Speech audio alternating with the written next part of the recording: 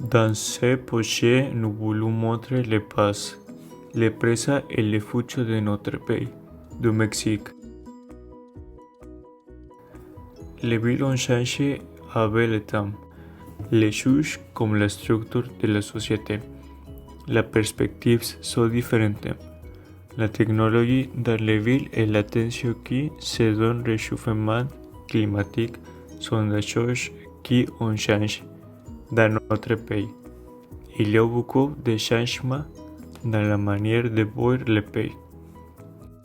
Le Mexique est un pays avec beaucoup de culture et les personnes sont très gentilles, mais comme tout le monde, il y a des choses qui ne sont pas bonnes. Par exemple, certains États sont plus avancés que d'autres.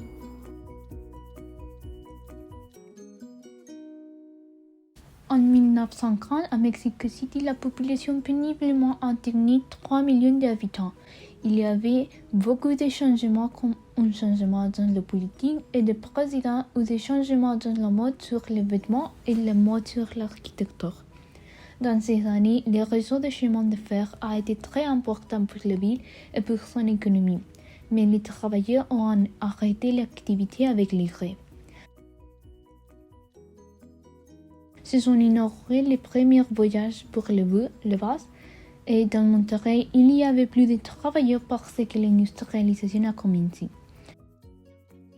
Avant, il n'y avait pas trop de voitures comme dans le présent. Les enfants jouaient dans la rue sans risque. Par conséquent, le réchauffement climatique ne faisait que commencer. Après, avec le temps, la population a commencé à augmenter et avec ce croissant, le réchauffement climatique aussi a augmenté. Plus de gens, plus d'économies, plus d'usines et de travail, plus d'émissions de CO2. Entre les années 1950 et 2000, le commencement de l'industrialisation était synonyme d'exploitation de ressources comme l'air, les forêts, etc. Et la société est très différente de ce qu'elle était avant. Avant, les enfants s'entraînaient de jouer dans la rue et les parents ne se souciaient pas d'éléments de luxe.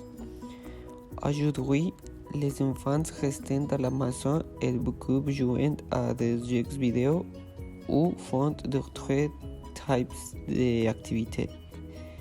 Quelque chose qui empêchait les enfants de sortir, c'était l'insécurité parce qu'il fut un temps où il était très dangereux de sortir. Aujourd'hui, le réchauffement climatique augmente avec les temps. Les villes du Mexique chaque jour présentent plus de dommages à notre planète. Par exemple, le Mexique est le 11e pays qui pollue le plus et aide à la contamination avec ses activités qui aussi émettent plus de gaz à effet de serre. Au moins, 9 villes mexicaines comme Monterrey, Mexico City, Toluca, etc. représentent la limite recommandée de particules polluantes. Bien que des villes comme Mexico City ont essayé de mettre des normes pour contrôler la quantité de gaz à effet de serre que les activités comme l'usage de voitures émettent, toutes les villes ne suivent pas les normes. Monterrey est l'une des villes les plus avancées de tout le Mexique et nous avons beaucoup de choses que d'autres n'ont pas. Il y a des tas qui n'ont pas accès à l'eau potable ou n'ont pas d'eau tous les jours.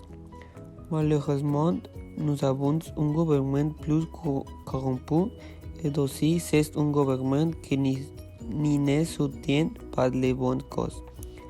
En tant que Mexicain, si le gouvernement m'embarrasse parce qu'il ne fait rien de bien pour le pays et il ne fait que voler l'argent. Aussi, notre gouvernement soutient à peine la lutte pour sauver l'environnement. Et c'est pourquoi nous sommes toujours un peu de tiers-monde. Nous avons l'impression que les villes du futur seront meilleurs parce que les villes pourront avoir une intelligence artificielle dans les maisons pour aider la famille avec l'utilisation ou le gaspillage de l'eau ou pour le travail domestique, la sécurité de la maison, etc. Aussi, les villes auront des bâtiments avec toiture ou système qui collecte l'eau de pluie et l'eau descend la structure extérieure du bâtiment pour arriver à un filtre avec plus de technologie qui va nettoyer et rendre l'eau. Nous pensons que tous les bâtiments et maisons qui vont être dedans la ville vont avoir des panneaux solaires qui vont assurer l'usage d'énergie renouvelable.